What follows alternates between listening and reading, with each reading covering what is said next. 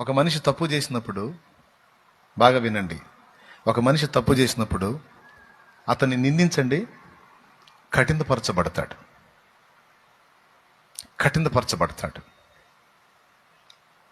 క్షమించి ప్రేమించండి, పశ్చాత్తాపడతాడు. ఎంతమంది ఒప్పుకుంటారు? ఎంతమంది ఒప్పుకుంటారు? నిజంగా ఒప్పుకుంటారా మీరు? నిందించండి, మీరు నువ్వు తేడా నిందించండి, కఠినపరచబడతారు.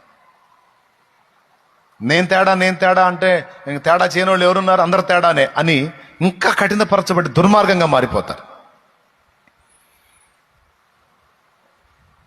కానీ క్షమించి ప్రేమించండి, ప్రేమించి క్షమించండి. ఇగో నువ్వు తేడా పడ్డావు, చాలా పెద్ద ద్రోహమే చేశావు, అయినా నేను నిన్ను ప్రేమిస్తున్నాను అను, గుండె పగిలిపోద్ది.